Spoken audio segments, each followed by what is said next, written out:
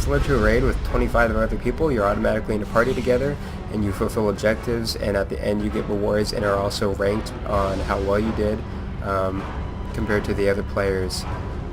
And it's pretty cool, pretty fun, and I like that you can basically do it at any level. Basically they scale with whatever types of players are queuing for them. And do you like that ragdoll physics there?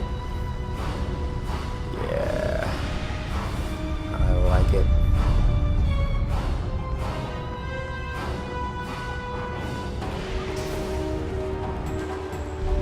Weapons have one standard attack and at least one special attack. Select your target by using the tab key or clicking on it. Guess I can just let him do the talking for me. If you get surrounded by enemies, try using Palm Strike to give yourself room. You have a personal shield to protect you from harm. To refill your personal shield's power quickly, look for cover or break combat. Ground combat at the beginning is not all that exciting. You don't have any special abilities, you don't have any NPCs with you, which I haven't mentioned. You do get up to 4 NPCs with you in a group. They are your bridge officers and your away team. During combat, you can use aim to do more damage. Press C to aim. Press C again to stop aiming. So it's pretty cool that you never really have to feel completely like you're alone. It's kind of like playing Left 4 Dead by yourself. Having the NPC support, oh geez, is pretty nice, and it makes the combat feel a lot more alive.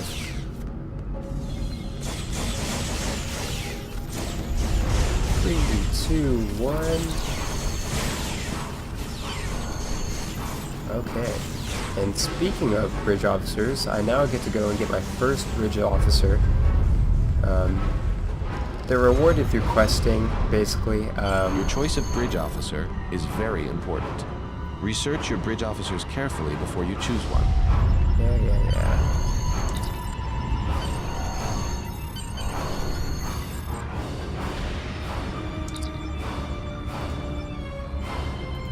And I'm just gonna pick this tactical officer. I'll get whatever else I need later.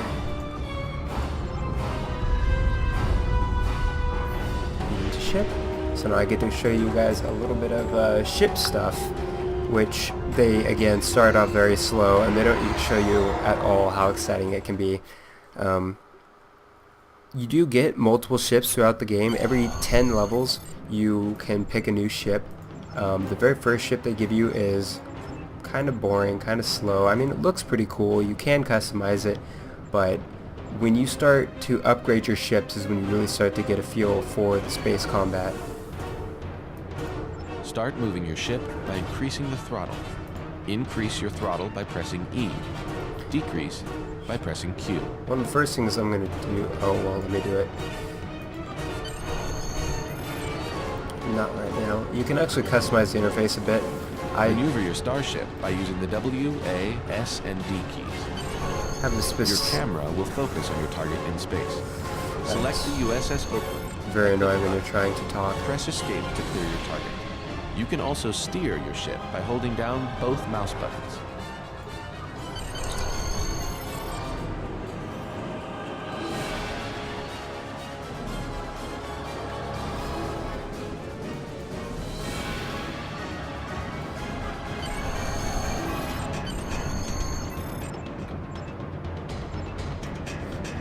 One of the things I should mention, there's only one server in this game, so even though this game's not massively, hugely popular, you will always see players around. It's pretty nice. And having said that, this game, although it did get bad reviews when it came out, yes, it did have a lot of problems. It was very unfinished. It's been out for, I believe, a bit over a year now. It's very well done now. They fixed a lot of issues. They have upgraded a lot of things. It's very worth giving a shot, especially if you're even a mild Star Trek fan.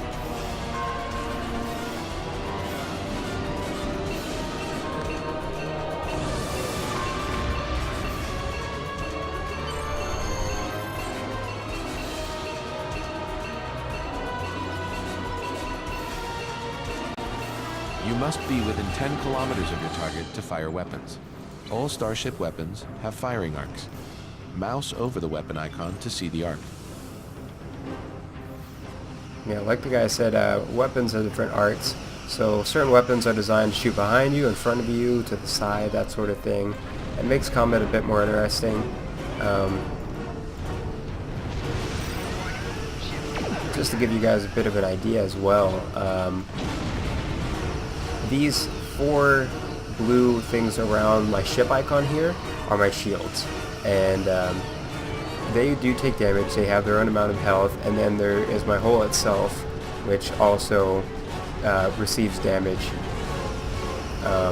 after the shields are gone, or based on the kind of weapons enemies are using. They can bypass your shields, that sort of thing. You can do a lot of cool things, like you can put energy towards specific areas of your shield. So let's say you're taking a lot of fire from the left, you click that and it'll send a bit more power to it to keep that shield up a little longer. So there's a lot of tactical thinking when doing space combat. You have to learn to turn yourself in accordance to how you're being attacked from the enemy. They will try and do the same. It's very fun. When you're getting into the real stuff, especially once you have your bridge officers and get more abilities, it keeps you really on your toes when you're doing the combat, and I really enjoy it.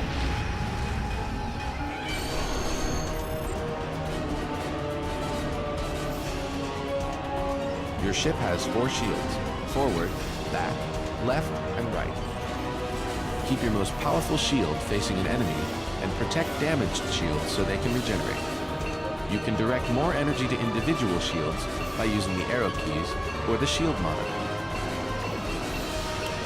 Now, this area down here where you see these red bars and green bars and such, basically what that is it is an area that allows me to adjust my power levels between different things like shields, weapons, speed, and auxiliary, which is like what allows you to heal and have certain abilities be stronger. I changed it to what is the UI setting 3 because I can use these as slider bars and adjust things quickly, or I have the preset abilities up here. So I can do this in combat on the fly and change it, and I really like it. Especially if you've ever... Officers man consoles on your ship and make it perform above its normal capacity.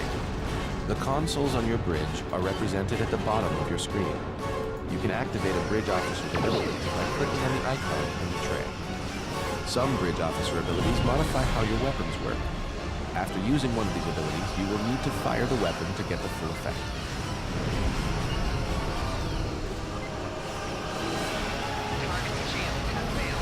Okay.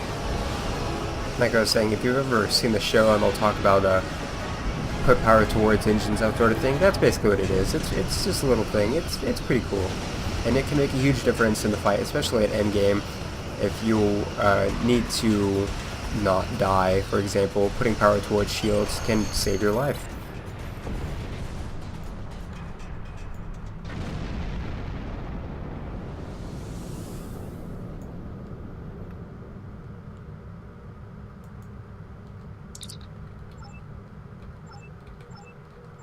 Alright, now some ground combat here. By the way, you can customize your bridge officers. You can customize uniforms, their names, their appearance, everything but the race and gender and class.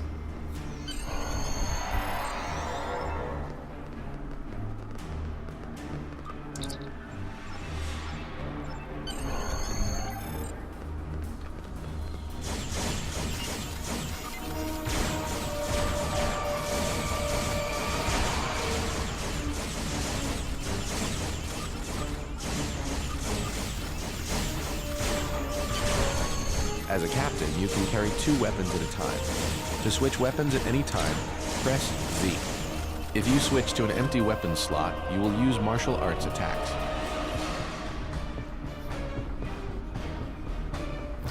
Okay, so basically what kits are, allow you to pick, how should I explain this? If you've ever played Warcraft, you have different specs, specializations, like you have paladins, you have retribution, and protection and holy. kits are kind of like that. There's different types of kits for all 3 classes, and they will give you different abilities, which will change your functions when in a big party or that sort of thing. So we are going to go ahead and pick one here. Trying to decide which one I want. Let's just go with battle strategy for now. These starter kits have less abilities than the endgame kits. Make sure you equip your kit. To equip weapons and items, press U to access your inventory. Alright. So now it is equipped, and there's my ability down there that it has given me. Let's go ahead and move it up here.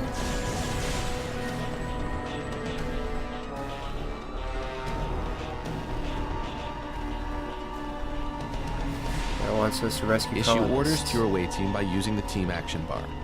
You can hover your cursor over each button to see what they do. Stay with your away team. Heading out on your own can be dangerous. Okay, now you don't have to send orders to your away team. They will help you on their own. They are not stupid. Alright, so let's go ahead and do this quest.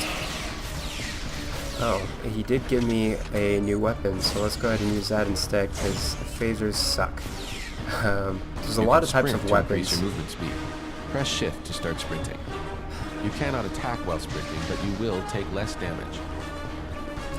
There are a lot of types of weapons. One of my concerns when I heard about this game is, it's like, what would the Grand Combat be like? I mean, phasers would get boring, wouldn't they? No, you have all sorts of things. You have like Gatling guns and sniper rifles and pistols and you can roll other forms of rifles. You have all sorts of weapons that you can choose from. Keys to roll. I really hate that guy. I don't want to find him and punch him in the face. You have no idea how much that's annoying me.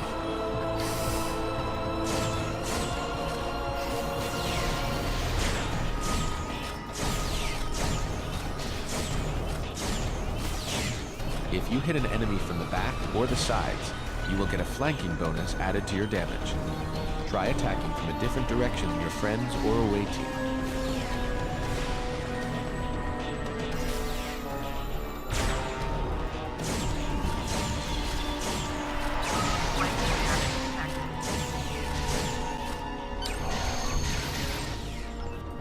Some attacks put your enemy into a vulnerable state. These are called exposes. Use an exploit power to take advantage of an exposed enemy. And again, the starting area does not show you how well combat is. This is pretty boring and dull for most ground combat, compared to most ground combat, I should say.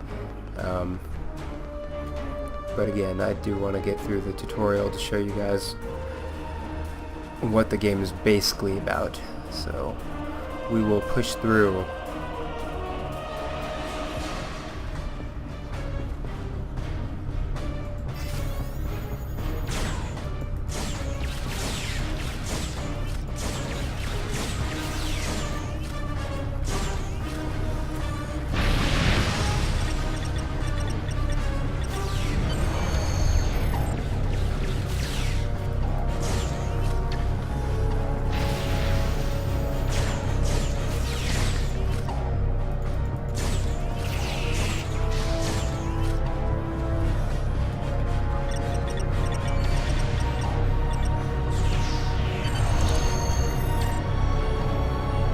Alright, it looks like we're about out of time for this episode. I'm going to cut it off here.